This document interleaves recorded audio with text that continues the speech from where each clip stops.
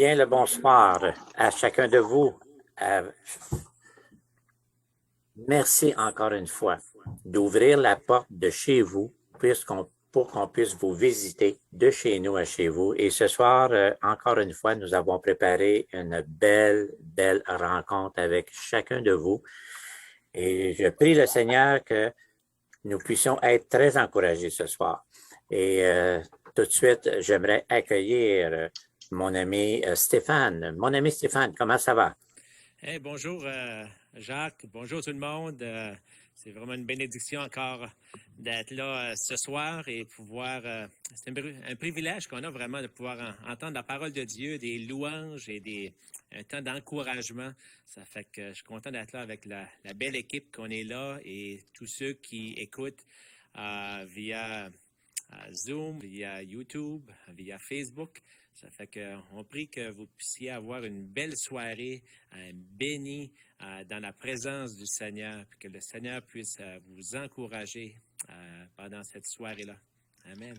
Amen. Merci beaucoup, Stéphane. Et oui, comme tu l'as mentionné, ceux qui sont sur Facebook et YouTube, vous pouvez aussi partager cette rencontre de chez vous à chez nous. Vous pouvez inviter des gens à venir visiter finalement la belle grande famille qui se rencontre.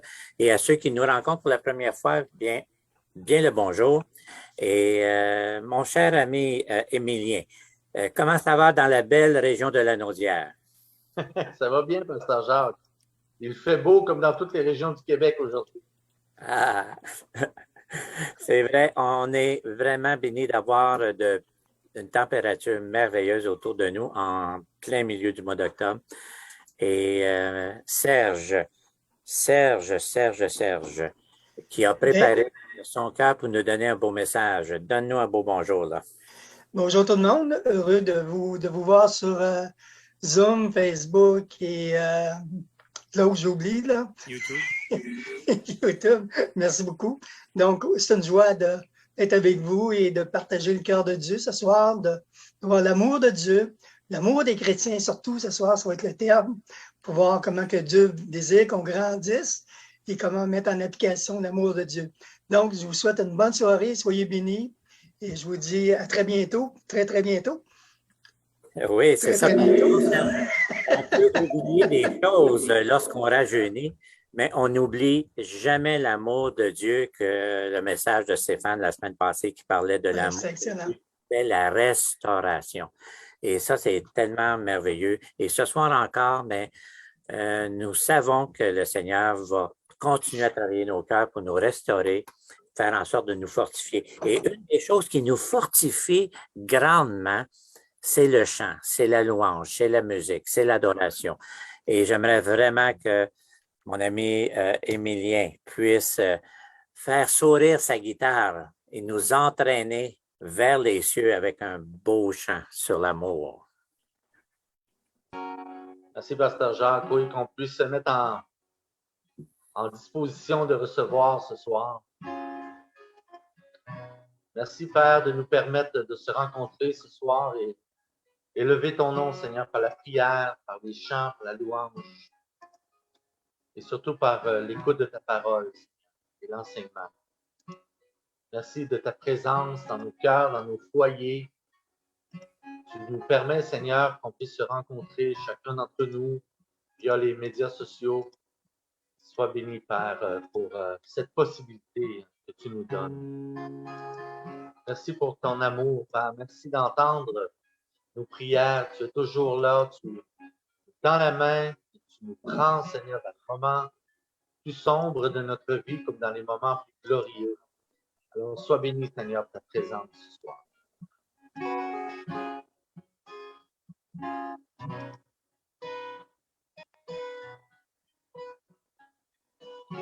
Je te prie et tu entends ma voix.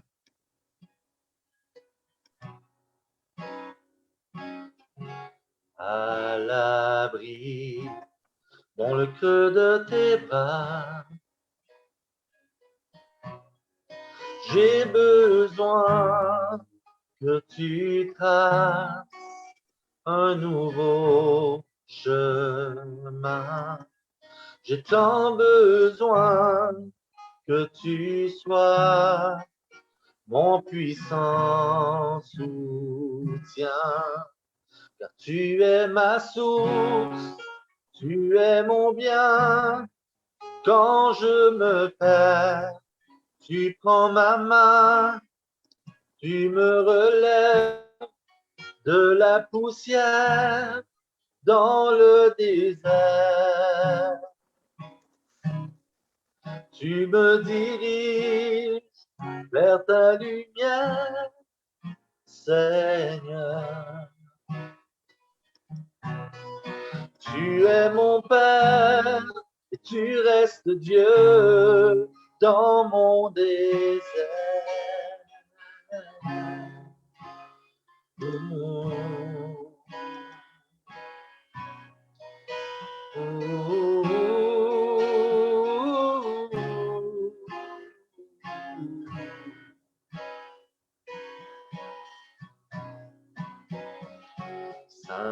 Saint-Esprit, je me tiens devant toi.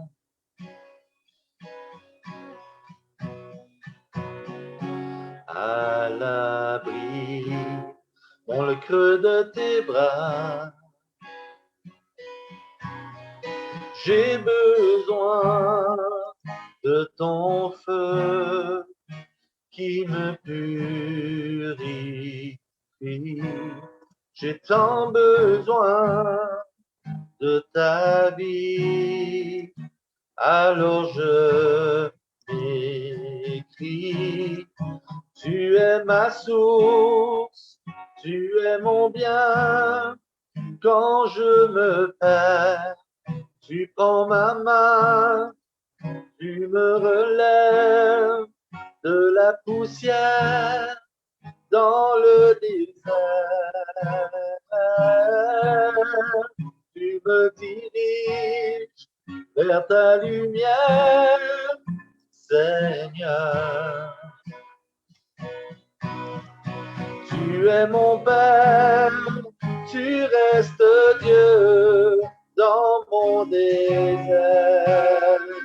Oh, rien ne me séparera de ton amour. Alpha et Oméga, tu régneras toujours. Rien ne me séparera de ton amour. Alpha et Oméga, tu régneras toujours.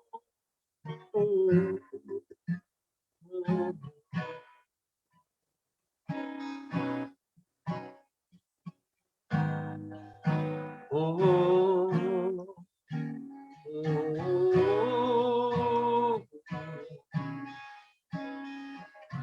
rien ne me séparera de ton amour. Alpha et Oméga, tu règnes toujours. Rien ne me séparera de ton amour. Alpha et Oméga, tu régneras toujours. Rien ne me séparera de ton amour, Jésus. Alpha et Oméga, tu régneras toujours.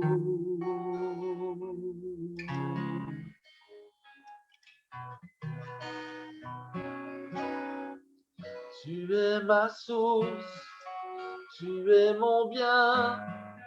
Quand je me perds, tu prends ma main, tu me relèves de la poussière dans le désert. Tu me diriges vers ta lumière, Seigneur. Tu es mon Père, tu restes Dieu dans mon désert. Oh, rien ne me séparera de ton amour. Alpha et Oméga, tu règneras toujours. Tu règneras toujours. Rien ne me séparera de ton amour. Alpha et Oméga, tu règneras toujours.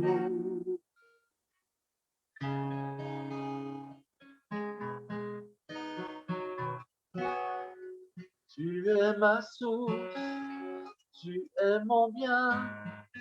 Quand je me perds, tu prends ma main, tu me relèves de la poussière dans le désert. Tu me diriges vers ta lumière, Seigneur. Tu es mon Père, tu restes Dieu dans mon désert.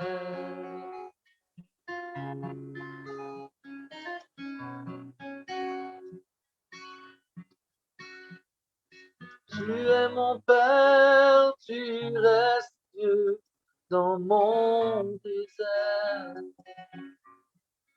Tu es mon Père, tu restes Dieu dans mon désert.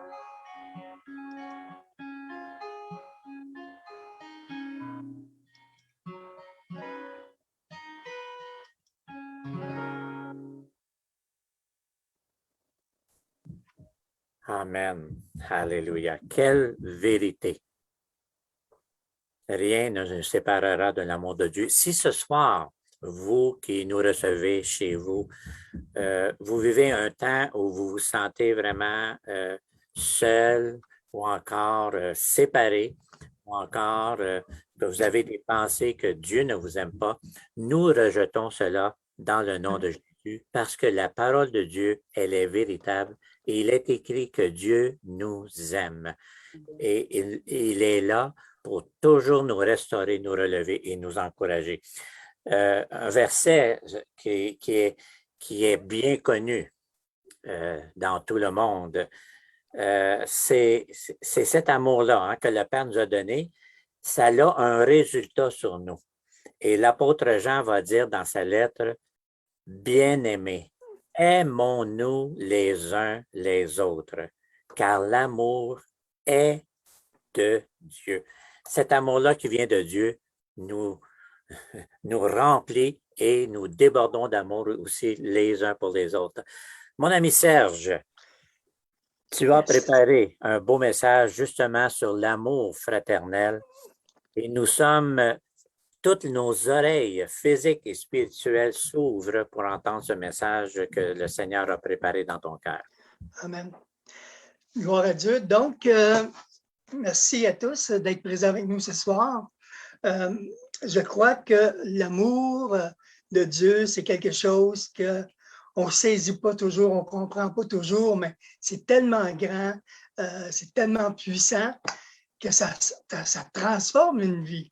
Et j'aimerais partir avec vous ce soir avec le texte de Romains chapitre 5 et le verset 5 qui nous dit « L'amour de Dieu est répandu dans nos cœurs par le Saint-Esprit qui nous a été donné. » Donc, lors, vous savez, de notre nouvelle naissance spirituelle, l'amour de Dieu a été répandu dans notre cœur, au point que notre amour déborde pour Dieu, pour Jésus, que notre amour qu'il a mis en nous fait que ça doit se reste dans Dieu, ça doit sortir, je dirais, de notre vie. On veut partager l'amour de Dieu, puis on veut se retrouver également dans une famille spirituelle pour partager l'amour, partager la grâce, partager les bienfaits de Dieu. Donc, Dieu a mis dans notre cœur la preuve de son amour par le Saint-Esprit. Le Saint-Esprit nous témoigne à notre esprit que nous sommes ses enfants. Il y a un témoignage merveilleux de l'amour de Dieu qui vient dans notre cœur, qui nous confirme que nous sommes enfants de Dieu. Il nous a adoptés. Et cet amour-là fait qu'on veut le partager également aux autres. On veut partager avec la famille de Dieu. Et pourquoi? Parce que Dieu est amour, selon 1 Jean, chapitre 4, verset 16. Le cœur du Père, je dirais ce soir, c'est qu'il désire qu'on lui ressemble. Pour cela, il faut s'y consacrer, je pourrais dire. Son cœur, son désir, c'est qu'on devient à son image, à la stature parfaite de Christ.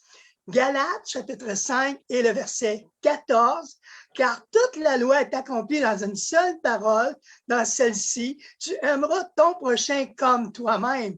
Donc, autant que tu vas t'aimer, je pourrais dire, autant faut que tu aimes ton prochain, tu te veux pas de mal, tu te veux du bien.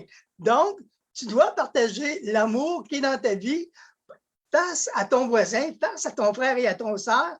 Donc, ça devient important que l'amour, qu'on doit aimer nos frères et nos sœurs, c'est un des commandements que je dirais que Jésus nous a laissé. Dans Jean, chapitre 13, verset 34, « Je vous donne un commandement nouveau, aimez-vous les uns les autres, comme que je vous ai aimé, vous aussi, aimez-vous les uns les autres. » Pourquoi ce commandement est-il nouveau?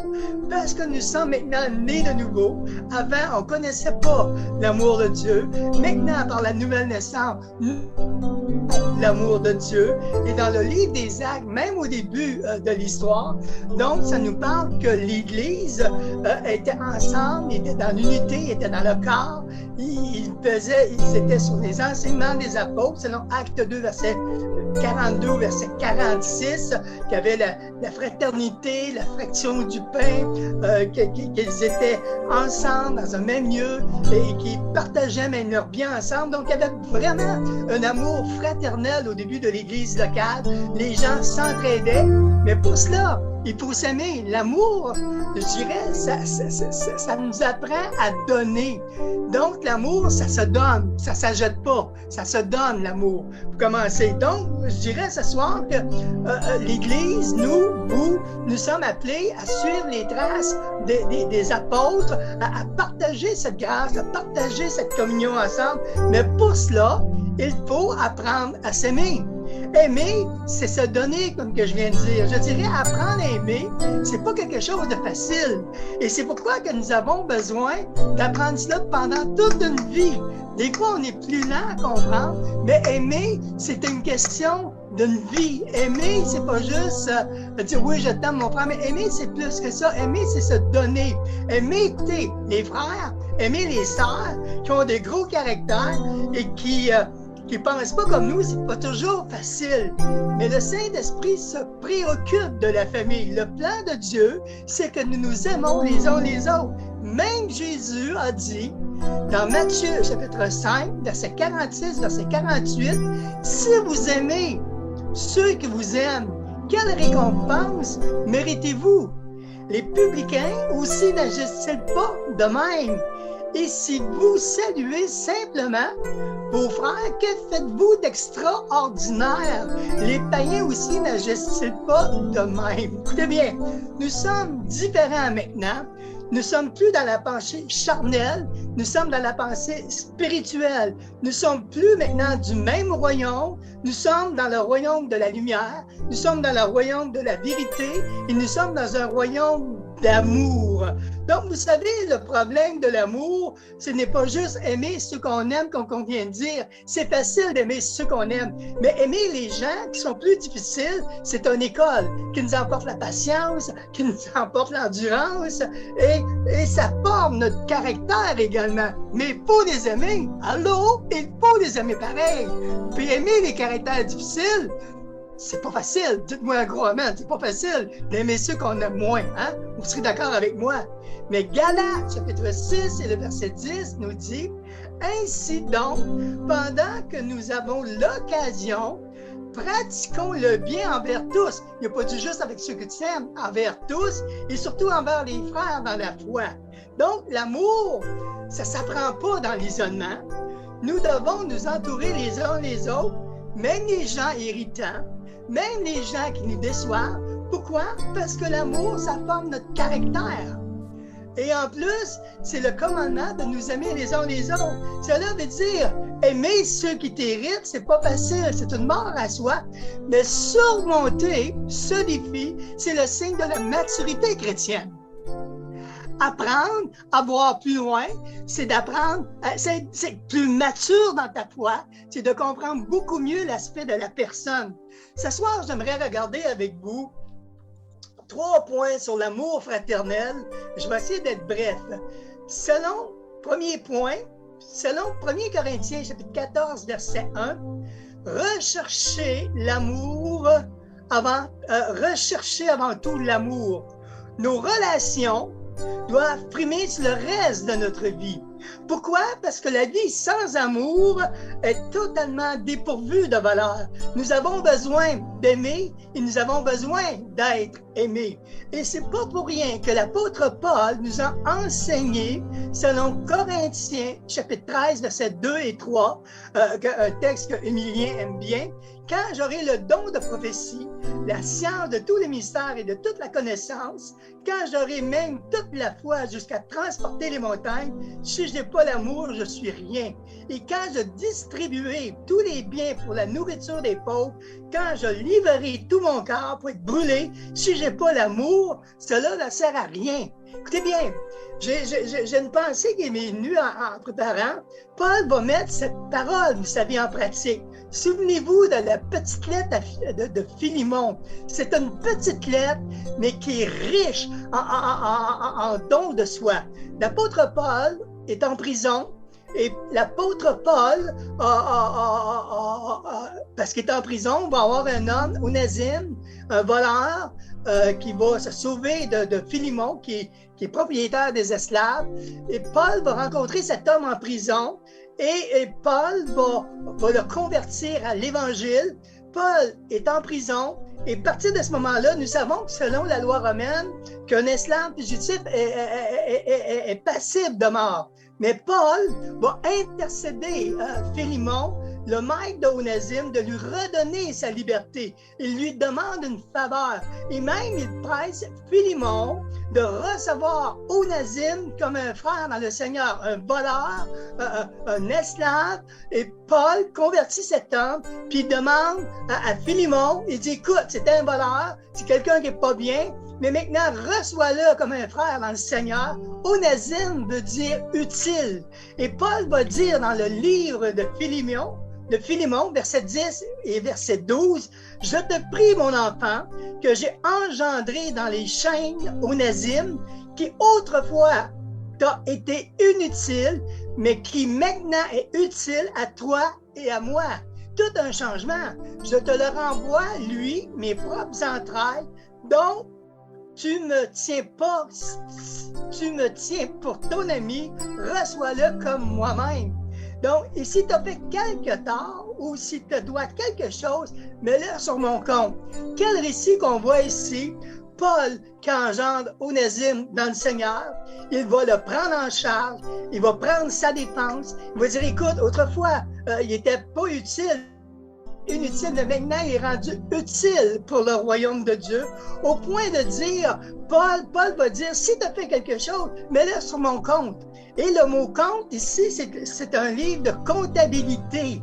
Paul dit, je suis prêt à payer sa dette, sa liberté, je vais faire don de moi pour lui, pour lui permettre qu'il retrouve sa liberté. Je vais payer sa dette. C'est l'amour ici dans un sens propre, qui est prêt à aider cette personne, qui est chère à Dieu. Et cet homme Paul veut pas perdre cet homme. Il veut que cet homme reste au Seigneur. Il est prêt à tout faire pour que Onésime reprenne sa vie en main, même au point de mettre sa dette sur sa vie à propre lui. C'est tout un don de soi.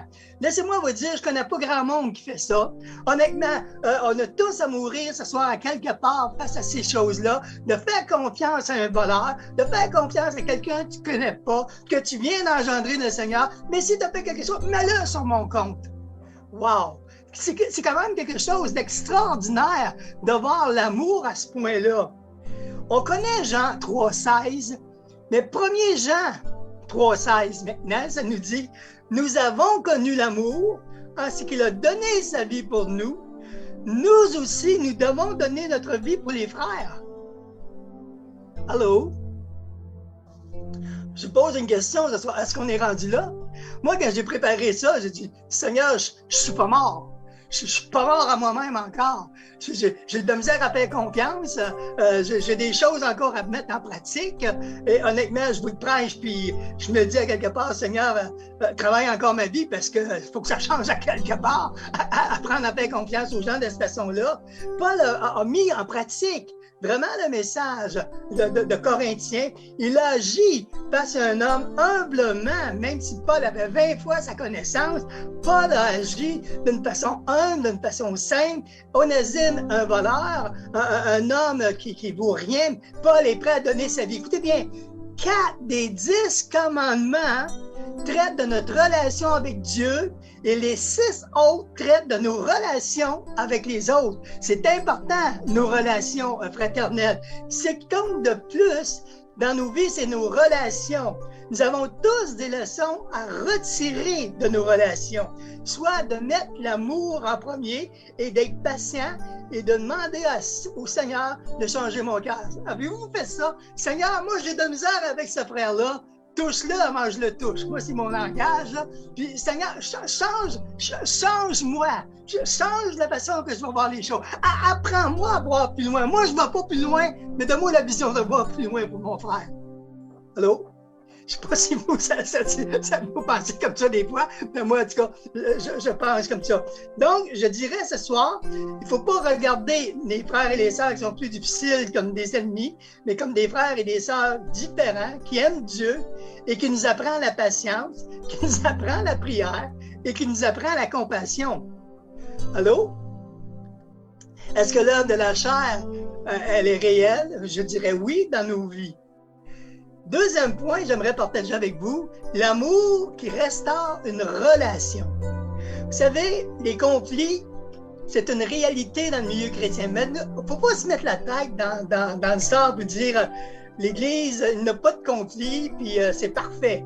On est tous, à quelque part, il y a tous des petites choses qui doivent changer. Si nous voulons gérer une crise, des conflits entre frères et sœurs, c'est d'admettre votre part de responsabilité. Si on veut vraiment restaurer une relation, nous devons commencer par admettre nos erreurs. Et ça, c'est pas toujours évident. C'est plus facile de dire « c'est de sa faute » que de dire que c'est de ta faute. On évite d'envoyer le ballon. « Oh, ben moi, j'ai rien fait, c'est lui qui l'a fait. » Non, non, tu as peut-être fait des choses aussi qui n'étaient pas correctes, et puis toi aussi, tu as besoin d'évoluer. Donc, perdre des frères, perdre des sœurs dans des conflits, c'est douloureux. C'est douloureux, c'est deux côtés. Personne ne gagne, c'est pas l'amour. La véritable amour, pour ma part, c'est de rechercher la réconciliation. Et quand on parle de réconciliation, l'apôtre Paul nous enseigne dans 2 Corinthiens 5, verset 18 et le verset 19, « Et tout cela vient de Dieu, qui nous a réconciliés avec lui par Christ et qui nous a donné le ministère de la réconciliation. Car Dieu était en Christ réconciliant le monde avec lui-même, en n'imputant point aux hommes leur offense, il a mis en nous la parole de réconciliation. » J'aimerais dire que la réconciliation dans le Nouveau Testament, c'est la restauration de la faveur de Dieu pour les pécheurs qui se repentent et de mettre leur confiance dans la mort et dans la résurrection de Jésus-Christ. Il est dit, Colossiens 3,13, supportez-vous les uns les autres. Et sinon, que sujet de se plaindre de l'autre, pardonnez-vous réciproquement. De même que Christ vous a pardonné, pardonnez-vous aussi. Donc, je dirais, si toi, dans la foi, tu es plus fort que ton frère, mais supporte-le. Puis si l'autre a sujet de se plaindre, alors, sois humble, passe par le pardon. C'est très difficile, c'est très humiliant, c'est pas évident d'aller voir un... Moi, je vais vous conter une courte histoire. C'était pas un jour avec un frère, lorsque j'étais nouveau converti, il m'a fait de quoi? Et j'étais le mort, j'ai dit, frère, j'aurais à te demander pardon pour une histoire qu'on a eue ensemble. Il dit, je veux rien savoir de ton pardon. J'ai retourné le bord du Seigneur. C'est quoi le problème? Mais j'étais offusqué. Déjà, j'étais déjà honnêtement très humilié d'aller lui demander pardon. Puis de me faire flusher de cette façon-là, j'ai trouvé ça très insultant. Et ça, le temps a passé. Il est venu me voir pas quelques semaines, quelques mois par après. Puis il dit, tu sais, qu'est-ce qui s'est passé à moi pour toi? Je te demande vraiment aujourd'hui pardon. Laisse-moi te dire que ma pilule a été dure à emballer pendant quelques mois, mais le pardon s'est fait quand même. Donc, on se plaignait et les choses maintenant se réconciliées. C'est-à-dire que, rappelle-toi que Jésus également m'a pardonné, t'a pardonné, mets en pratique les enseignements de la parole de Dieu. Jésus ne veut pas de maison brisée, c'est l'orgueil qui doit tomber. Le plus gros problème de l'homme, c'est l'orgueil. Oh, hallelujah! Le plus gros problème de l'homme, c'est son orgueil. Parce qu'on veut toujours aller de l'avant, puis on veut être certain. L'humilité, je dirais, c'est le signe de la grande maturité chrétienne. Donc, l'humilité doit être de mise. Donc, avec le temps, on apprend, et j'ai appris, et encore, il faut que j'apprenne. C'est humiliant, c'est pas facile de demander le pardon, mais c'est libérateur. C'est libérateur de se libérer des fardeaux que nous avons dans nos cœurs. L'ennemi ne veut que nous tenir dans la captivité, mais Jésus est venu nous libérer de la culpabilité. Écoutez bien, toi, soit que tu sois humble, que tu démontres vraiment une humilité parce que tu veux gérer la crise. Et Romains chapitre 12, 18, s'il est possible, autant que cela dépend de vous, soyez en paix avec tous les hommes. Puis honnêtement, un des grands signes de non-réveil, c'est que nous avons de misère dans l'unité à travailler ensemble et de reconnaître que nous avons des besoins les uns les autres. Et je pense qu'on aura beau prêcher les dons, qu'on aura beau prêcher la puissance, mais si l'amour n'est pas au centre de nos églises, au centre des frères et des sœurs, il ne se passera pas grand-chose. Parce que l'amour premier, c'est l'amour de Dieu qui se démontre les uns envers les autres. Alléluia!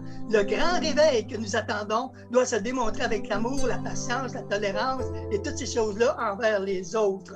Se réconcilier avec un frère et une sœur quand on est dans un conflit, c'est démontrer que tu veux réparer une relation qui est brisée, tu veux restaurer cette relation-là parce que tu reconnais maintenant tes erreurs, on veut réparer ces erreurs-là, on veut retrouver la personne et de marcher dans la nouveauté avec l'unité du corps de Christ.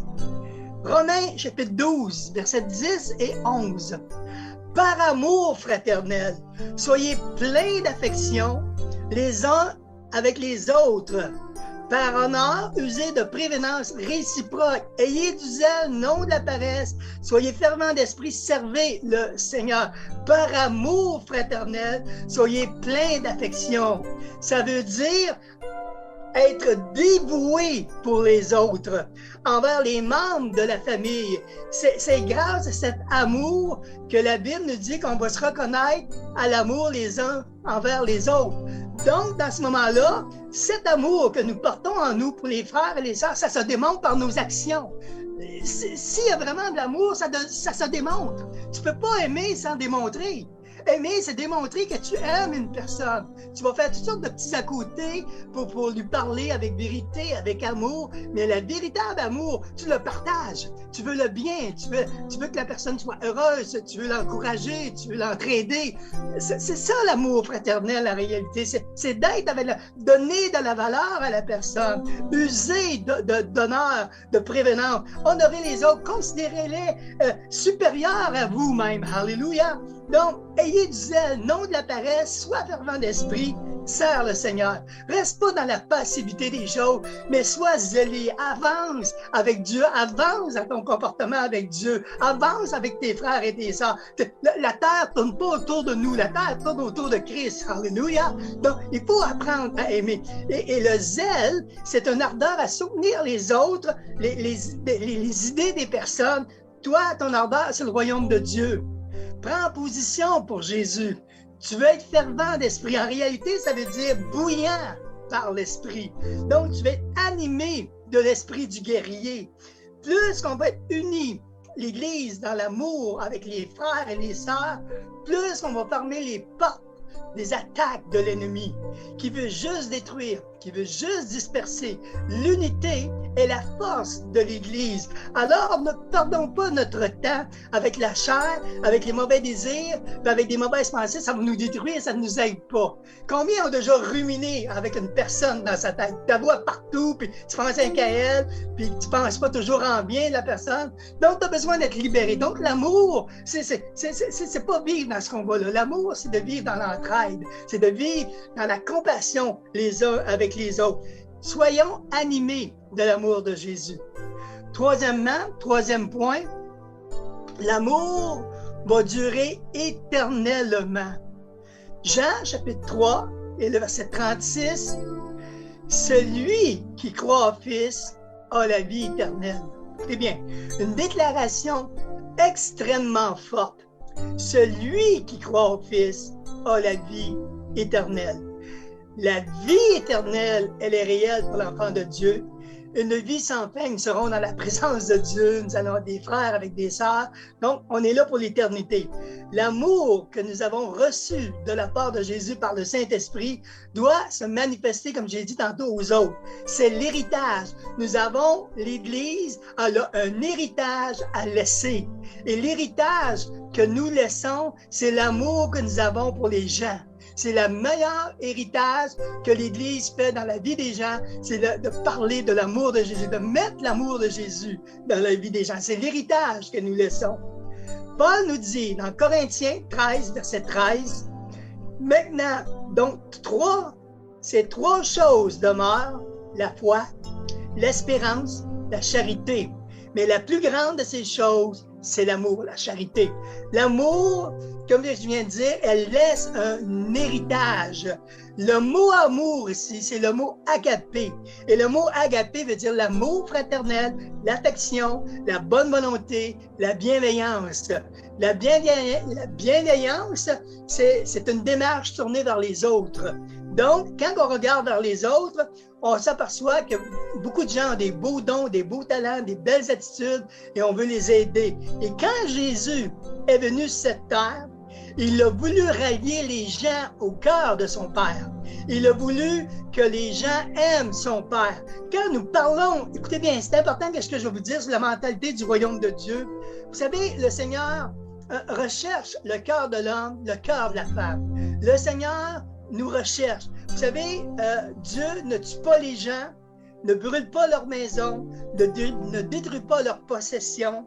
Faire avancer le royaume de Dieu, ça n'implique pas juste envahir des territoires, mais bien d'envahir et de capturer le cœur de l'être humain pour le conquérir afin que Dieu mette ses pensées dans son cœur et qu'il mette son amour dans la vie des gens. Voilà notre mission, c'est de conquérir le cœur des hommes et des femmes pour Dieu afin qu'ils connaissent l'amour de Dieu. C'est la plus belle héritage qu'on peut leur laisser. C'est l'éternité dans la présence de Dieu. Alléluia! Quelle grande responsabilité que nous avons quand nous partageons l'amour de Dieu, la grâce de Dieu, la compassion de Dieu. C'est de mettre un dépôt d'amour pour l'éternité dans la vie des gens. C'est l'héritage que nous laissons. Nous, un jour, on va partir. Moi, quand j'arrivais au Seigneur dans les débuts, s'il n'y avait pas une personne qui m'aurait témoigné, j'aurais jamais arrivé à l'Évangile. Parce qu'une personne était animée de l'amour, de la grâce de Dieu, il m'a amené au Seigneur. C'est l'héritage qu'il m'a laissé. Et cet héritage-là, Dieu a fait que j'ai appris à être un serviteur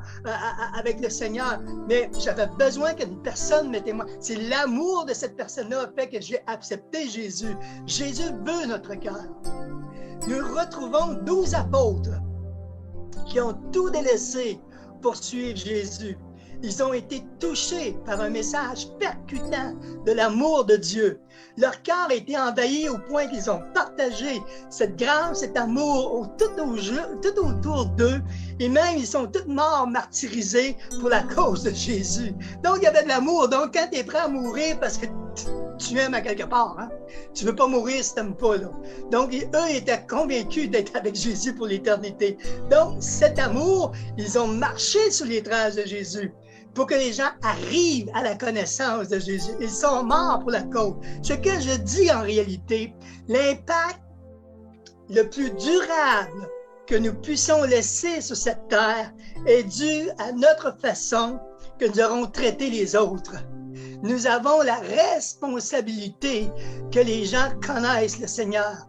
Et c'est pas en les repoussant ou en critiquant ces gens-là que nous allons gagner des âmes au Seigneur. Alléluia! C'est l'héritage qu'on veut laisser. C'est un héritage d'amour. Jésus, mort à une croix pour tes péchés, qu'il est mort pour venir te racheter de toute ta vieille vie, pour te donner un nouveau départ, pour que tu ailles au ciel avec lui pour l'éternité. C'est le message que nous avons. Donc, notre marche, c'est pas d'impacter une religion, mais d'impacter les gens d'un sauveur qui veut nous aimer. Alléluia! Qui change nos vies, qui transforme nos vies pour que nous devenions des gens à l'image de Jésus. Laissons le Saint-Esprit ce soir nous modeler. Je suis l'argile et la Bible nous dit qu'il est le potier. Donc, moi, je suis sur le moule, puis lui me forme. Puis, j'avais eu une parole au début de ma vie chrétienne, elle m'a toujours resté dans la tête. Le monsieur est venu me voir, il vient me voir, il dit, Serge, il dit, jouer un gros caillou sur ta vie. Mais il dit, il n'est pas taillé. Et j'ai pas trop compris le sens parce que j'étais bébé, taillé. Mais quand Dieu a commencé à tailler, là, j'ai commencé à comprendre ce que Dieu voulait faire dans ma vie. Et c'est ça que Dieu veut faire dans nos vies. Amener les gens au Seigneur, les changer, les transformer. Il est le potier. Tous ont besoin ce soir de changement intérieur. Mère Teresa a dit une parole intéressante un jour. Elle dit, c'est pas qu'est-ce que vous faites qui est important, mais la dose d'amour que vous y mettez. La dose d'amour que vous y mettez. L'amour, c'est le secret d'un héritage éternel. L'apôtre Paul, et je termine, qui nous parle de cet amour. Si vous avez encore vos Bibles avec vous, dans 1 Corinthiens, chapitre 13, verset 4 au verset 8, qui nous dit « L'amour est patient, elle est pleine de bonté, l'amour n'est pas envieux, l'amour ne se vante pas, elle ne s'enfle pas d'orgueil, elle ne fait rien de malhonnête, elle ne cherche pas son intérêt, elle ne s'irrite pas, elle ne soupçonne point le mal, elle ne se réjouit pas de l'injustice, mais de la vérité, elle pardonne tout, il croit tout, espère tout, il supporte tout. » L'amour ne meurt jamais. Donc, la question qu'on doit se poser ce soir, vraiment, est-ce qu'on est prêt à dire, Seigneur, change mon cœur. Apprends-moi à aimer davantage. Moi, c'est la question que je me suis posée en préparant. Seigneur, change ce que tu veux changer. Je veux être un modèle. Je veux devenir un modèle pour l'Évangile. Le passé est passé, on travaille sur le présent. On ne peut pas changer le passé. Il est passé. On peut travailler sur notre futur. Alléluia. On peut changer à du changement que Dieu peut faire un cœur nouveau, nous changer, nous aimer. Ce soir, ceux qui m'écoutent sur Facebook, peut-être que tu ne connais pas cet amour de Dieu ce soir. Tu n'as jamais expérimenté cet amour. Tu n'as jamais connu Jésus. Mais ce soir, à travers l'amour de Dieu, à travers la croix de Jésus, qu'il est venu sur cette terre, qui a voulu te rallier au cœur de son Père. Il est mort pour toi, pour te racheter. Il est venu te te dire qu'il t'aime tel que tu es, tel que tu es. Si tu es pris avec la drogue, pris avec la porno, si tu es pris dans un ménage qui va pas bien ou que tu vois qu'il n'y a pas de solution, Dieu le Père te dit en Jésus ce soir, il t'aime tel que tu es. Il veut t'aimer tel que tu es. Il n'est pas là pour te rejeter, il n'est pas là pour te culpabiliser, mais il est là pour venir comme un père qui veut t'entourer de ses bras d'amour, qui veut dire je t'aime mon fils, je t'aime ma fille et je veux que tu viennes à ma connaissance. Peut-être que tu ne connais pas ce Jésus, mais ce soir Jésus est prêt à te dire viens à moi et je changerai ta vie. C'est la bonne nouvelle, l'amour de Dieu qui vient pour te dire ce soir humblement, viens à moi, si tu es chargé, fatigué, je vais te donner du repos, je vais te donner une nouvelle famille, tu vas comprendre c'est quoi mon amour. Donc ce soir, je te lance une invitation à dire avec moi, fais cette prière avec moi simplement. Père, dans le nom de Jésus, je viens devant toi. Je reconnais que j'ai besoin, que j'ai des grands besoins, mais que seul, je ne suis pas capable. Je veux t'inviter ce soir dans mon cœur, afin que tu deviennes mon Seigneur, mon Sauveur, afin que tu puisses m'aider à aller plus loin. Entoure-moi de gens, de ton amour, de ta grâce. Amène vers moi des gens qui vont me comprendre afin d'aller plus loin. Je veux marcher avec toi, mais je ne sais pas comment. Ce soir, fais juste dire, viens dans mon cœur et tu verras que les choses vont changer dans ta vie. Père, dans le nom de Jésus, je te prie pour ces gens-là. Également, je vais faire un deuxième appel pour ceux qui ont un trop plein ou qui ont, avec des frères, avec des sœurs, ça m'a allaité. Ou que c'est pas facile de passer par-dessus autre chose, ou que tu vis encore avec des mauvaises idées, des mauvaises choses dans ta tête, ou tu penses à des gens, puis c'est difficile. Peut-être que ce soir, tu as besoin de te libérer pour apprendre le véritable amour. Nous ne sommes pas parfaits, mais en Christ, nous sommes parfaits. En Christ, le Seigneur peut ce soir te libérer de tout esprit de captivité pour que tu retrouves la joie, tu retrouves la paix, de reprendre une personne dans tes bras pour dire « Pardon mon frère, pardon ma soeur, je veux t'aimer. Donne-moi l'occasion d'apprendre à te connaître. » Alléluia. Donc, je veux te lancer cette invitation de dire « Seigneur, change ma vie, change mon cœur et apprends-moi à pardonner les autres. » Alléluia. Parce que l'amour, c'est qu'est-ce qu'il y a de plus grand dans la vie. C'est l'amour fraternel entre les frères et les sœurs. Père, dans le nom de Jésus, je t'ai prié. Amen. Amen.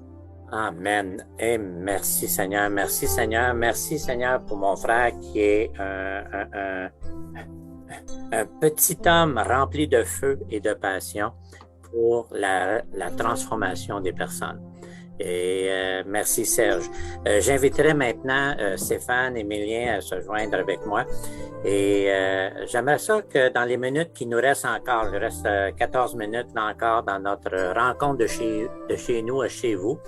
Et j'aimerais ça qu'on puisse échanger quelques idées qu'on a entendues aujourd'hui avec le message de Serge. Stéphane, il y a quelque chose que tu as retenu dans ce message? Wow! Serge, merci beaucoup.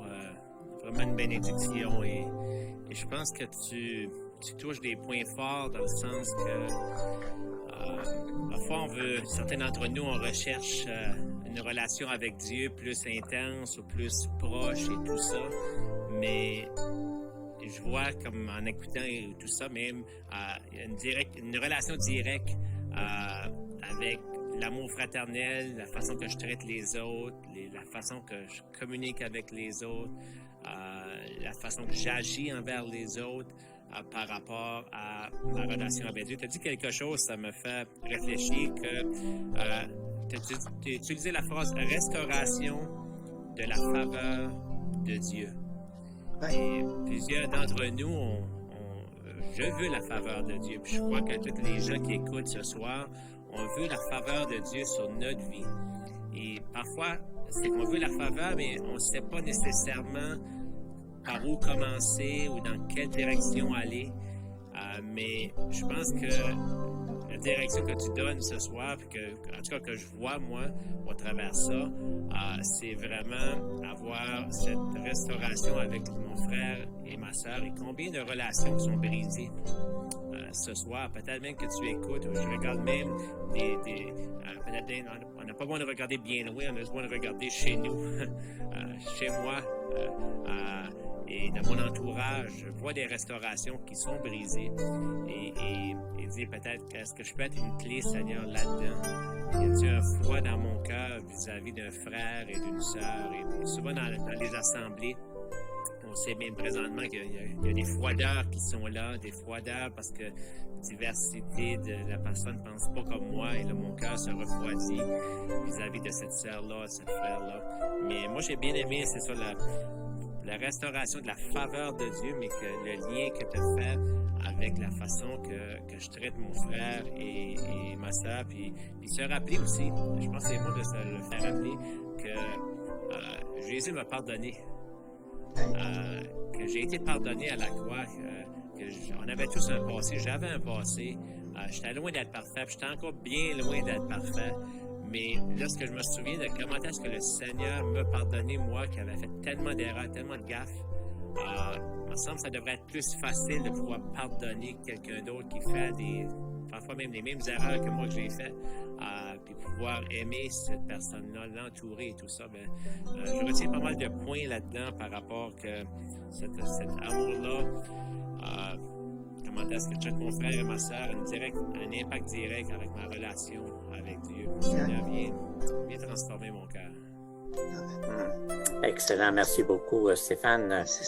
Pasteur Émilien, quelque chose a bondi dans ton cœur lorsque tu as entendu le message? En fait, oui, il y a plusieurs points que Serge a touchés, mais il y en a un en particulier. C'est dans les petites choses, lorsqu'il a cité Mère Teresa, entre autres. Là, je pense que comme chrétien, ce qu'on peut retenir du message de ce soir, en tout cas une partie de ce qu'on peut retenir, c'est vraiment que c'est dans les petites choses, au niveau relationnel, exactement comme les petites choses peuvent faire mal, les petites choses peuvent briser des relations, autant les petites choses peuvent les reconstruire ou les construire. Et moi, suite à ce message-là, ce que j'invite à dire aux gens, ce que je dis aux gens, ce que je les invite à faire, c'est faire des petites choses dans leur vie quotidienne. Chaque petit élément où on peut donner de l'amour, un geste, un coup de téléphone, un email positif, un message d'encouragement, c'est des choses concrètes qu'il faut mettre en application dans notre vie qui vont refléter le caractère de Christ et l'amour de Jésus-Christ. Exactement, Jésus l'a fait pendant tout son ministère. Les apôtres l'ont fait pendant leur ministère. Paul l'a fait pendant son ministère. Il a écrit des lettres, il a encouragé, il a répondu à des questionnements. Et c'est ce que Jésus nous demande. Et l'amour de Dieu est basé sur des petites choses. Et je vous invite ce soir, ce que moi j'ai dans mon cœur, c'est vraiment d'aller de l'avant avec de petites choses. Et à partir de demain, c'est un défi que je vous lance. Appelez quelqu'un, prenez votre téléphone, appelez quelqu'un avec qui ça fait longtemps que vous n'avez pas discuté. Encouragez-la. Envoyez un message, un messenger à quelqu'un. Encouragez-la. Écrivez sur Facebook. Faites des choses qui vont édifier quelqu'un. Et cette édification-là, si on le faisait tous ensemble, on changerait le monde. Hein? Faut pas. C'est Gandhi qui disait demandez-vous pas qu'est-ce qu'on peut faire. Faites quelque chose pour changer le monde, pour l'améliorer le monde. C'est dans nos petites choses qu'on va refléter l'amour, le véritable amour spirituel, l'amour de la parole de Dieu. Et c'est ce que je voulais compléter ce soir. Et c'est ce que j'ai aimé du message de Serge. Merci beaucoup, Émilien. Et c'est vrai ce que tu relèves, les petites choses. Comme tu disais, ça prend de petites choses négatives pour briser une relation qu'on retient. Et ça prend aussi des petites choses pour bâtir. Et ce que moi j'ai retenu, c'est très intéressant, c'est la transformation. On a parlé la semaine passée de l'amour du Père. Et lorsque l'amour du Père entre en nous, il y a une transformation qui se fait au niveau de l'amour. Et les petites choses, les petits éléments, j'appelle souvent ça, moi, les petits miracles cachés de Dieu qui se produisent dans mon cœur premièrement et qui fait en sorte que lorsque je vois une action ou que j'entends quelque chose dans la vie d'une personne, premièrement, avant de lancer une réponse, je vais écouter la personne vit aussi, parce que souvent, il y a une réaction. Et dans les proverbes, ça dit qu'une parole douce va calmer une colère, alors qu'une parole de colère va animer un feu. Et donc, ces petites choses-là sont souvent peut-être même un silence versus une action ou quelque chose qu'on a vu ou entendu. Serge, merci beaucoup parce que c'est un message, l'amour fraternel, qui est vraiment très... c'est quelque chose que souvent on ne réalise pas, que ce soit dans l'Église, dans la famille de Dieu ou même dans ce monde. Les familles sont brisées souvent à cause de l'amour.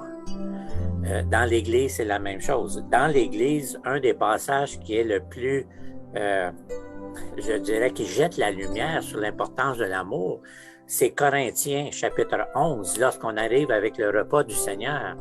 Et Paul va dire, à cause des comportements que vous avez, parce que vous vous attendez pas, vous pensez à vous-même, les choses comme ça, l'amour fait défaut dans votre relation. Et parce que l'amour fait défaut dans votre relation, il y a des maladies chez vous, il y a même des morts. Et ça, c'est pour démontrer comment l'amour fraternel est une pièce importante dans la relation humaine comme dans la relation de la famille de Dieu. Et on touche des points, on effleure des points. Hein? Dans nos rencontres de chez vous, chez nous, on rentre chez vous, on avec des messages, des pensées du cœur, des coups de cœur. Mais on veut vraiment que le Seigneur puisse nous donner une réflexion suite à ce que nous avons entendu. Il nous reste quelques minutes à peine pour vous saluer. Et j'aimerais vraiment que chacun de nous, qui sommes vos serviteurs, on prenne quelques secondes pour saluer les gens, parce que vous nous avez accueillis ce soir. Donc, on veut sortir de chez vous en vous donnant un petit message. Et mon message à moi, c'est la paix dans votre maison, la grâce dans votre maison et aussi un amour en action. Serge, un message pour nos gens qui nous ont reçus. Moi, je dirais de vivre dans la paix, de vivre non dans la bagarre, mais dans la paix les uns les autres, d'être patient, la patience. Soyons patients les uns envers les autres.